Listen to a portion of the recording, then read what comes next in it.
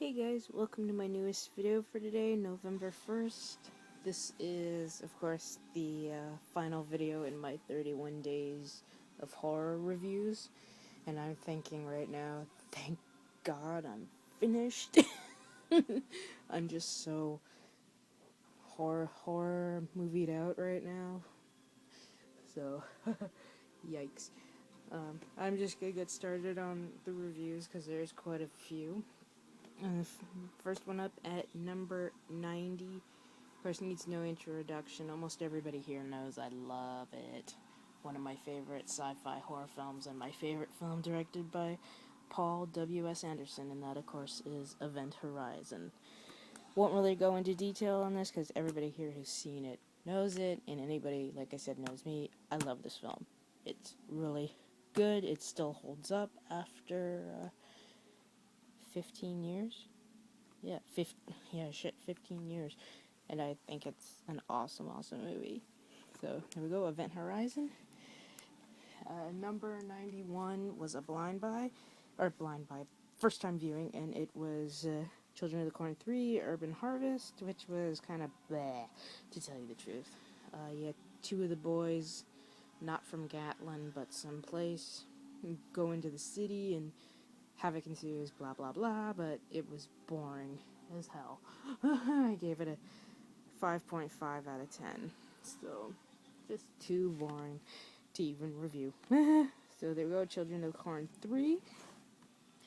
And next one, another first time viewing, and at number 92 was Hellraiser Inferno. And I think this is where it got, the Hellraiser series got a little weird for me, because I couldn't tell, it was delusion after delusion after delusion, and I was like, what the fuck is the deal? So I couldn't get into it. I think the most entertaining part was when Pinhead came on. But other than that, it was the same as with the Children of the Corn 3. It was just too boring to even review. So, won't even go in farther. Hellraiser, so there we go, Hellraiser Inferno. And after two miserable first time viewings, I went back to another one I loved, also with Sam Neill, and one of Carpenter's best, and that, of course, is In the Mouth of Madness. I think this is Carpenter's most underrated film. I think it is spooky and fun and enjoyable. I got to see this back in '95. I loved it then, and I think it still holds up 17 years later, or 18 years later. I don't know. I'm too tired to even think. But I don't. A lot of these movies I don't have to watch during my 31 Days of Horror marathon, but like this, Event Horizon, Session 9, and all the ones that I watched on today are definite ones. So there we go. This one is an 8 out of 10 from me, and it was number 93. So there we go, In the Mouth of Madness. Number 94, first time viewing.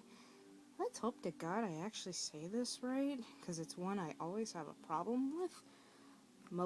Malevolence. I think I said it right. I'm not 100% sure. Kind of misleading on a lot of the reviews, because from what people were saying, it was gory, yada yada yada. It was like Texas Chainsaw Massacre, the original.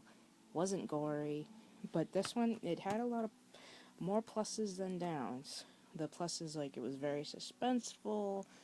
It was like Carpenter's Halloween. It didn't rely on the gore. It relied on the suspense, and the music, which is actually done by the director, was very creepy. Though I did kind of, 7 out of 10, but to me that's kind of a low rating, so I might give this another shot.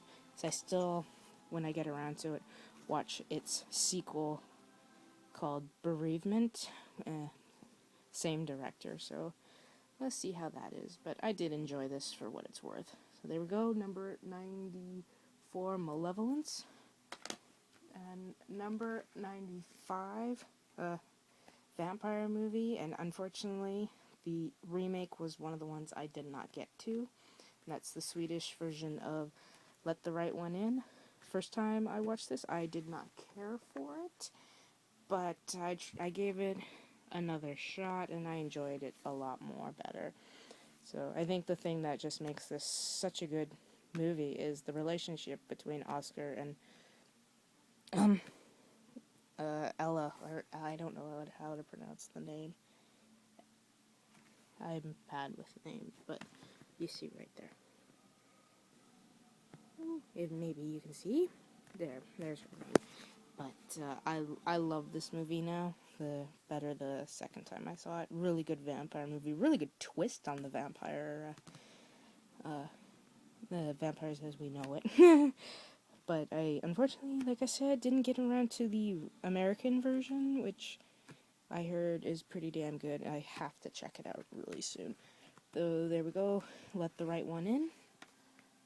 And at number 96 and 97, which was a remake and its sequel, which I hadn't watched in years, and that was the Hills Have Eyes series.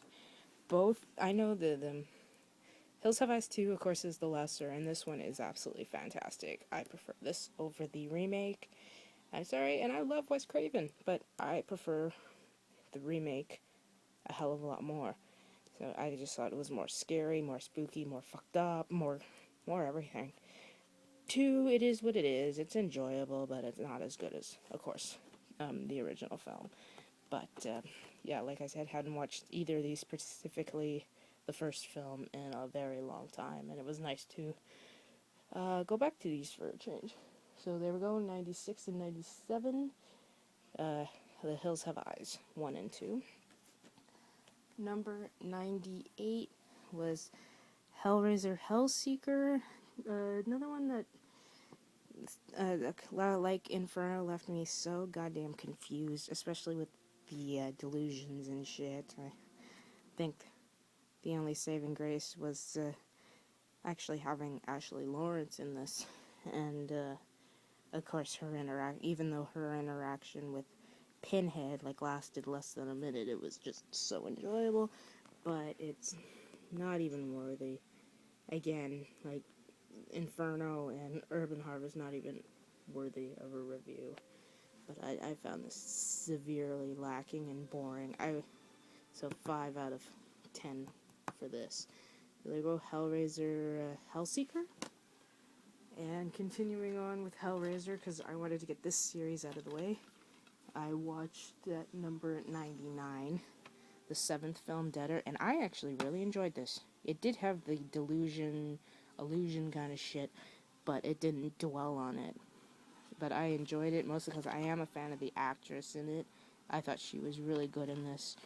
But yeah, I enjoyed the hell out of this. I thought it was fun, spooky, and I just liked the kind of cult aspect of it. So, I got this a 7 out of 10, which after particularly 3 very lukewarm sequels, Bloodline, Inferno, and Hellseeker, this was kind of refreshing. So, there we go, Hellraiser Deader. And then at number 100, which was my limit, but since it was only October 27th, I kept going. And it was a first-time viewing as well, and it was Hellraiser Hellworld. 6 out of 10, but I actually had a lot of faults, but I enjoyed it. I thought it was a really weird twist on the Hellraiser series, especially for some guy to get revenge like that. I thought that was a kind of very neat concept, though severely lacking in other places. The ending with Head and the Cenobites meet Lance Hendrickson's character was the best part of the movie. It was the more freaky part of the movie too. So like I said, 6.5 out of 10. I think out of the whole pack of these, this is the best one out of this Blu-ray set.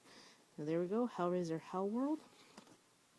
And at number 101 was another first-time viewing, because I really got into the first-time viewings. I wanted to get through a lot of my blind buys. And ironically, it's a Clive Barker film I've always wanted to see, and that is Lord of Illusions. And I got into this right away. I never found it boring, as some people said it was. I enjoyed the hell out of it. thought it was really good. Like, I wanted to see this since '95, but I never got around to it. And almost everybody in the cast I know and love, so it's kind of neat to see Famke Janssen in something before GoldenEye made her really famous. But yeah, I really enjoyed this film. Kind of fucked up and kind of up my alley, but yeah, I really enjoyed this. I wish I would have seen it years and years ago. And this got an 8 out of 10 from me.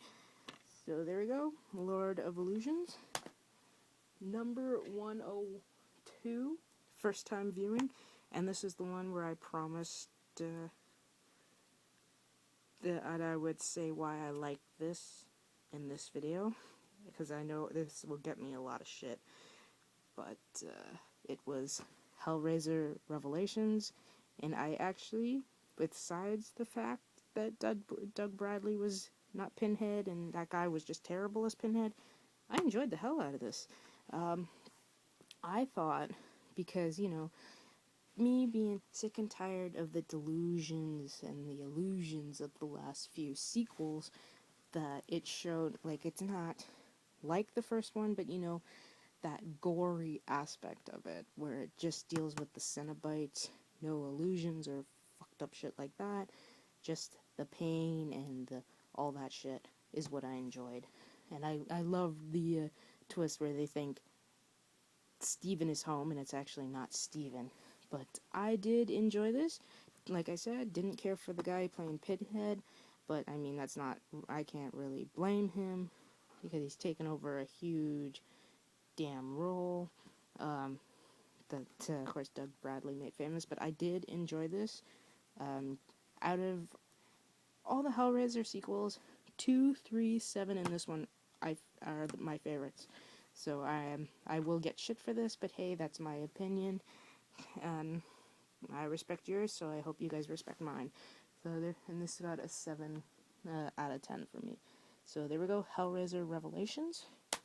And at number 103, I actually don't own. I watched it on iTunes. And whoop! And oh yeah, you can't see it. Actually, you can. It was Chrome Skull Laid to Rest 2, which you can see 7 out of 5.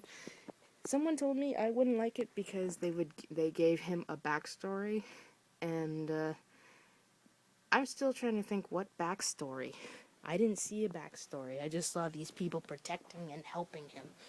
But yeah, gorier than the first movie. I totally went when Danielle Harris came on screen, even though it was more of a cameo. It was just fun to see her. I love seeing her in horror films. So yeah, I will pick up Chrome Skull Laid to Rest 2 when I get a chance. So it was 7 out of 10 first time viewing. And number 104, first time viewing. And I will say this left me so goddamn confused. I think I was just so damn tired from work. So I might give this another shot because I actually haven't rated this yet. And to Justin, aka Ryan1988, and Jamie, J.A. Sarah, maybe you can help me out with this, because I know you two love this movie, and it was The Company of Wolves. I watched it and I felt really confused. So like I said, I didn't give it a rating. I have to maybe watch it again when I'm actually got more mental capacity and I'm more awake. So I don't really have a review for this, guys, because like I said, it left me really, really confused. So I'll save my review for this for another day. So 104, The Company of Wolves. And number 105, and this is where I finished another series. And I started off with Children of the Corn 4, which I actually enjoyed. Though it was kind of funny to see Naomi Watts in this. It's like, whoa. Yeah, at least her career has gone somewhere. Because almost everybody else, with the exception of Linda Hamilton, I don't think anybody else has gone further. But yeah, it is what it is. I like the fact that it was like the kids get the fever thing going up to like 105, and then they're better, and then all of a sudden all hell breaks loose. I kind of like that aspect of it. So that was a 6 out of 10 from me, and then moving on to 105, or what, that was 105, this is 106, and it's the 5th film. Again, like that one, it was okay, though this one has someone who became big later on. It was Eve Mendes, and I think David Carradine's in this. It was an interesting little story, but like the rest of them, they're nothing really special, but this was enjoyable for me. It got 6, well, a low rating, but 6 out of 10 means I will watch it again, just not anytime soon. So there we go, 106, Children of the Corn 5, and then watched Children of the Corn 6, Isaac's Returns, number 107. Again, like the other two, 6 out of 10, did enjoy it. Good to see the guy who actually played Isaac in the first one come back. And didn't lose any of the intensity from the first film. So, it is what it is. Pretty neat, too. Blah, blah, blah, blah, blah. I'm at 16 minutes. Holy shit. Okay, moving on. So, there we go. Number 107, Children of the Corn 6. And that was it for this. So, this one I will actually keep. I still have to debate on the Hellraiser one. Next one up, movie 108, and it's like Howling 2, a dud. And that's Children of the Corn Revelation, which is the 7th film, and I found this completely boring and stupid. I'll probably, like Howling 2, just keep this because I have the series and I am a completist. But 3 out of 10, and to me, as shown, not even worth reviewing. So, we'll just move on. 109 was Children of the Corn Genesis, and this one I thought was very interesting, where the kid, or the whatever was behind it, because they didn't really explain if it was the kid, if it was the preacher, or whatever, had the telekinesis powers. But yeah, I enjoyed this for what it was. But yeah, like I said, they are really nothing special. Though you do get a little bit of a shock when you find out who the preacher was. But I really love the ending, how those two got away, get in an accident, and the girl comes back, and blah, blah, blah. But the one bit ending is when she's sitting with the kid in the shed, and she's falling asleep. So the kid just grabs a doll, starts flying it around, and then the camera goes outside, and then the policeman goes, smack. And I was like, whoa, that's a good way to end a movie. But this gets a 6.5 out of 10. So, like I said, these things are just, nothing special. But, hey, I enjoyed it. So, there we go. So, there we go. Number 108, or 109, Children of the Corn Genesis. And ended the Children of the Corn series and my final first time viewing, 1010, and probably get some shit for this too. And it's the remake of Children of the Corn. And I enjoyed this. I actually did. Some scenes were a little over the top. Like, I know more people bitched about the two kids having sex in front of everybody. And I was like, well, what, you didn't expect that? So yeah, like, that shit doesn't bother me because it happens in every other cult movie. This is a little more fucked up, though I will say the kid was, wasn't spooky, wasn't anything that John Franklin was, because he playing Isaac in the original film was way better. But for some reason, this kid reminded me of Haley Joel Osment, and he's got a different name. Like, he looks a tiny bit like him. And of course, the guy who played Malachi was okay, though Courtney Gaines was a hell of a lot better. But it did have some pluses and minuses, like the fact that, I kind of love the fact that finally, not like in some of the sequels it happens, but in this one you actually have an adult who's not afraid to actually kill the children. Now that sounds bad, but when the children are murderers, hello, come on. But other than a couple of downers, I enjoyed the hell out of this. I thought it was really good. I love the fact that both of them, spoilers, both of them are dead. Because I think that was one of the kind of downers of the original film was that they both lived, and it was like happily ever after, and sometimes I don't like happily ever after horror movies. So this gets a 7.5 out of 10, and we'll just move on because this review video is at 20 minutes right now. There we go, number 110, and the last first time viewing of my marathon, Children of the Corn remake. Now for the final bunch that I watched today, or I should say yesterday, on Halloween. And I did something different. I actually started with Halloween. So 111, and I don't really have to go into details on this. 17th favorite film ever made, and probably my 4th favorite horror film of all time. No, 5th. Yeah. No. Shit. 4th. It's my 4th. My bad. So, well, what can I say that hasn't been said? So we'll just move on. And of course, 10 out of 10 rating for me. So there we go. Halloween, the original. And then moving on, and I watched the Shout Factory Blu-ray of Halloween 2, and as you can tell, I've changed. Slipcases are up there for now, because I have to try to get the sticker residue off it. But yeah, this is probably my second or third favorite sequel out of the bunch. I love it.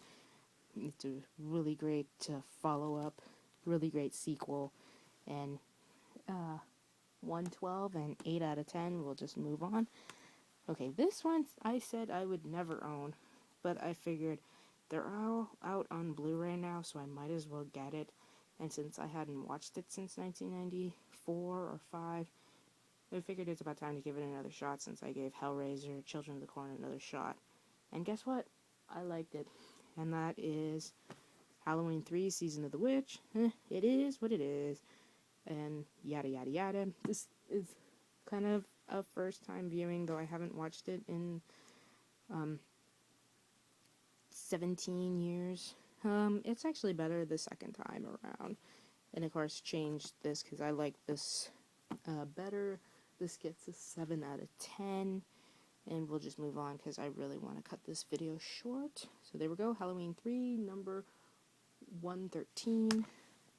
114, of course, is the 4th film, which I watched with the commentary because I've seen this so many times. I wanted to watch with the commentary with L.A. Cornell and Danielle Harris, and it was fun to listen to these two talk, though it was kind of annoying that they couldn't remember certain things, like if Donald Pleasance did the 6th film or not.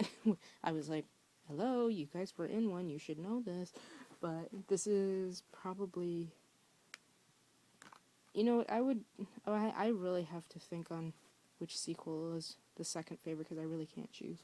This gets an 8 out of 10 from me. A really good, really good sequel. So, and of course, 115 was number 5, and 5.5 out of 10. This was not really good, so I won't really go into it that much. I mean, I won't really go into any of these that much because everybody knows the story and everybody's heard me or tons of other people talk about them. But Blu-ray quality wise, all those ones that I talked about, 2, 3, 4, and 5 were actually pretty damn good. So we'll move on. And Curse of Michael Myers was number 116.